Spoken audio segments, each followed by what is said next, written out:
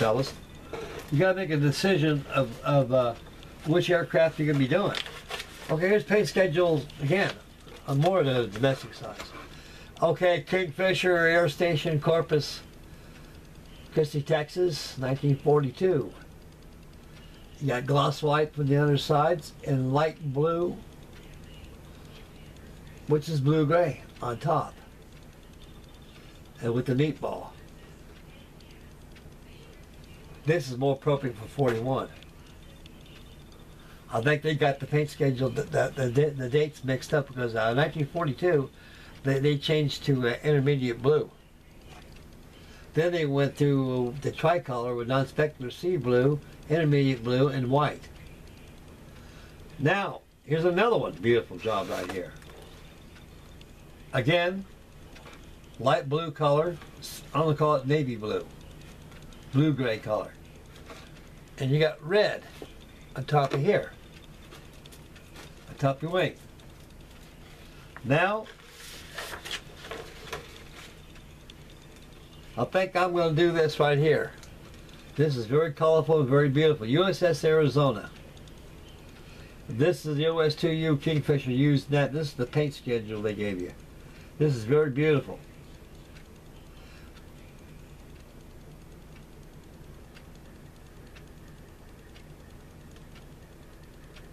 I imagine the paint schedule, this is very early in 1941 before they changed it to the blue.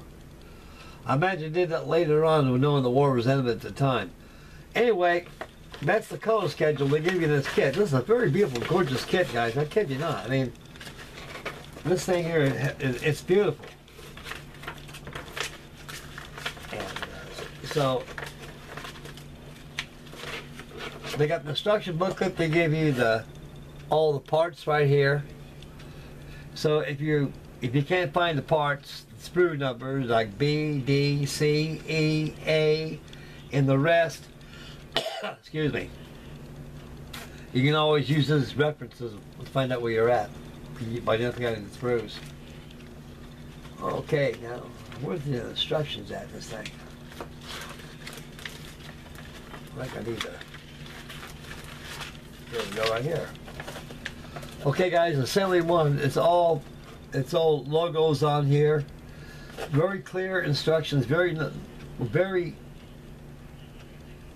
easy to put together. A lot of parts, a lot of painting. So these are all sub-assemblies like the engines. That's a whole sub-assembly itself. Firewall, everything. It even has the paint call-outs right on here. Instead of going by number system. It tells you right on there the colors and everything you use. Now, yeah, they all got the color system by telling you what color they are, which makes life a lot easier. Instead of going back and looking at the color and marking on the plans, you know what color this is that. Everything's right here. Your firewall, everything, your seats goes in there, your gunners, observers compartment, everything. This thing is a beautiful kit. And it's pretty straightforward, not that much to it, guys. Not that much to it. I'm very happy. I'm glad I bought this. Okay, we'll get to the goodie parts.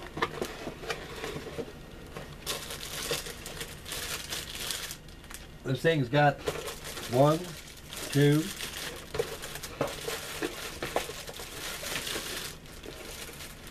5 sprues and photo etch parts to boot.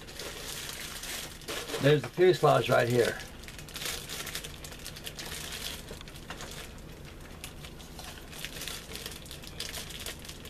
This thing's precisely 9.5 inches long. Less cowling. Very detailed parts, as you can see. The internal parts of the fuselage, as you can see, the ribbing and the ribbing in there, everything. Man, beautiful for washes. Man, this thing is a superb kit. Terminate sprue number 1, number 2. This is your sprues for your floats, your wheels. Look at those bad boys.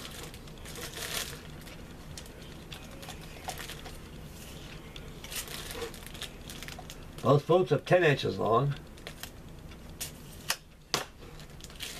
You got your undercarriage, your wheels, your floats. Here's your ladder, which you can get a board on, imagine. The entry ladder. Your sponson struts for your floats. I like that rigging. Automatically done for you. No sprue, no thread. No, not, I believe that whole system was metal anyway. That two-liter system right there. Those guy wires. Curving sprue number 2. Number 3, looks like to me, it's all engine parts, which it is. Yep, all engine parts. And you get the seats where the pilot sits at. And you got seats back here. Well, you got observer sits at where he mans his gun and everything. Most of this is just all engine parts right here. That's the right cyclone motor they used. Sprue number 3. There's the wings.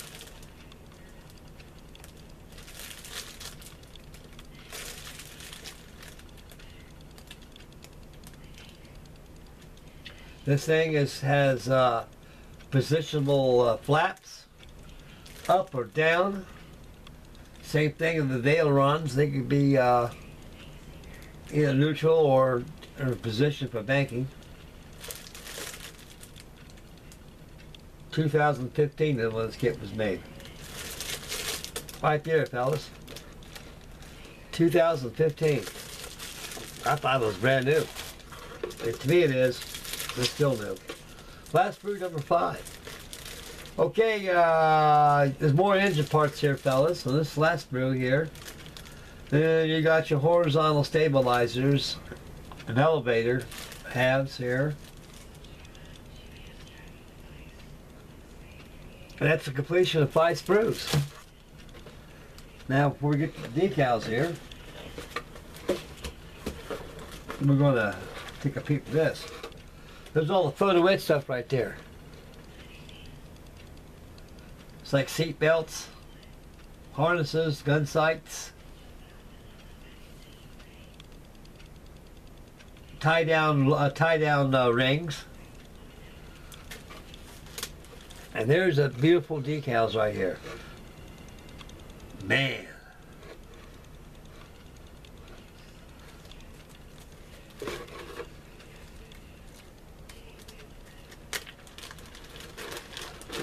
Good gravy. More to come. More photo etch to come. Right over here, you got your decals for your instrument panel. And right here, you got your decals for the United States and Russia. United States Navy and Soviet Union. Beautiful decals, guys. Oh, this thing is beautiful. You know something, guys? Oh boy. Look at this. I got 2 duplicate decal sets. Imagine that. And 2 photo etches too. I can't wonder what the hell goes on here. These look like the same thing. There you go, guys. Well, Frankie Dave lucked out. Look at that, gentlemen. 2 duplicate sets of decals. Boy, you can't beat that with a broken stick. Man. This kit's tops. Take it from me, guys. You guys see it in your own papers. This is a great kit to get. You guys got one in your stash? You know where I'm coming from. This is a beautiful kit. I'll probably be building this real soon. Okay, it's stash number 2 done. Well, I got some good stuff coming for you guys. You guys are going to be inspired or amazed. All right. I got this for, I think I got this for a birthday present. I forgot to mention on my birthday, which passed. Excuse me, I have to take a slug of this tea right here. I love my iced tea. Okay, you guys are gonna really like this one. And so do I. This thing here is huge. It's colossal. It's big. It's real big.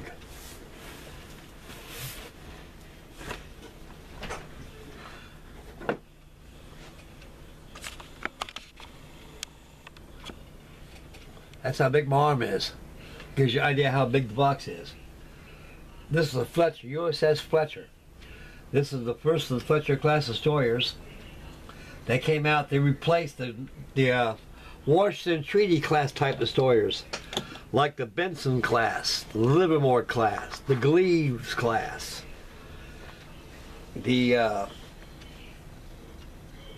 all these old destroyers that were built back in the middle 1930s during the Washington Treaty program by the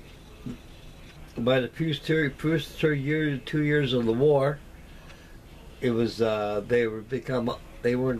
of them became obsolete, so they stuck them off the Naval Register, and the Fletchers came to view. These are a very beautiful destroyer, guys. Now Revell of Germany, who produced this kit, did a beautiful job. I paid $149 for this kit. I didn't buy this at Smitty's. I bought this down at a place called the Hobby Shop. It was listed for $199.99. And they had a hell of a time selling it. Well, you wonder why. With a stiff price tag of $200. Who's got $200 nowadays? Not my neighborhood. So, he knocked half off. Frankie Day came to town and sent it up there, and I took it home with me. And that guy says, "I'm glad you took this home, Frank. This thing's been sitting back here for a year." And this thing is loaded, guys. It's really loaded. It's too big to take out of the box, but I will make a review of this when it's time to build it. This thing it's got everything. Photo etch. It's got special instructions for photo etch. And the other instructions are just for the construction of the kit itself. So this thing is about, it's a meter long. It's about a meter long. It's 39 inches long. It's huge. It's the scale of 1/144. And it's suitable for radio control if you desire. I'm not going to radio control this thing. You know, this thing's a beautiful job. I was going to go ahead and just put together and just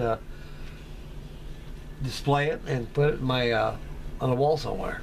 I get done with it like I do the rest of mine. So I got this coming your ways, guys. I'm very deeply sorry I can't take this thing out of the box now because it's too big and it's too much to take out and stuff. And I don't want to wear out the batteries of this camera. Save some time. So this is coming up next. So that'll be coming this winter time. Let me get this thing down.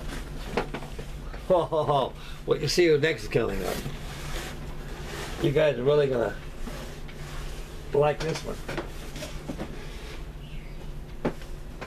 I bought this a long time ago. I think I bought this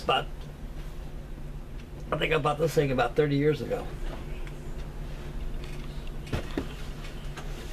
Oh, this thing is huge. This thing's no stranger. A lot of you got the stash. A lot of you built it.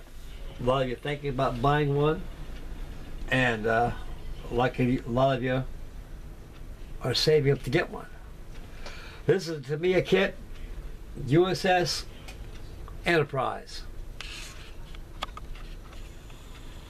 I was on this ship for 3 months.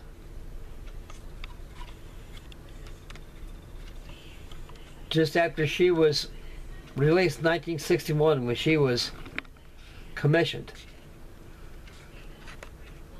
I was there temporarily for a temporary duty station until my ship came into Westpac, which was the USS Coral Sea. And I picked up on her. But this is a beautiful ship. It's big. Very, very big. This is a scale of 1/350, and it's about 40 inches long. It's big. Now, I can't take this out of the box, but that Fletcher is too big. Now, this hair came out back in 1980. It was a very expensive kit back then. I think I had a price tag of $75. Back in those days, the highest rate of paying a piece of plastic was $20. You could buy yourself a $20 model back then, as opposed to a model nowadays, $200 or $300 nowadays. And this thing is very expensive. And I've been threatening to build this thing. Not the idea at the time. The idea is getting to the mood. And the mood's getting close. Bear with me, fellas. It's time soon to take this big, hideous box off this thing. Now, I tinkered with this thing about a week ago when I discovered I had this thing. That's funny. When I get these things and pull them out of my stash pile, I flash back to the date and time where I bought this thing at. Now, in the kit here, in the sprue, my wife keeps doing that, giving me bubble wraps all the time. This sprue right here consists of elevators and parts of the flight deck. Miscellaneous parts which I don't know, but most of them look like me flight elevators, I can tell. And it's a very beautiful kit. Very expensive kit. And a lot can be done with this kit, a lot can be added. There's so much photo etch stuff out in this model, it's incredible. I mean, a lot of guys put LEDs in here. Right here is the island. And this island right here, they got little figures you can put in it and everything I got. I think they said they had figures in this kit. I don't know. I don't know to me doing something like that. Man, it's a beautiful kit, guys. It really is. It's got, this sprue here contains all your island pieces. The refit of this ship is back in the 80s. Back in the late 70s. This thing has been in the refit at least about 4 times. So the refit you see right here is back in 1979, or late 70s. Now here's your elevators right here. They're big. This is a big ass kit. There's another sprue here. This sprue here consists your fantail, superstructure after your fantail here. You got your big 4 screws here. These screws are precisely 20 feet in diameter, almost like that of the Titanic. Big screws. You got your rudder, your 4 rudders. Got your stuffing box screw struts here for to hold up your propeller shafts. Here's your shafts for your screws. Now, this stuff out here to motorize this thing. Okay, guys, this is the best thing right here. They give you one hell colossal air wing right here.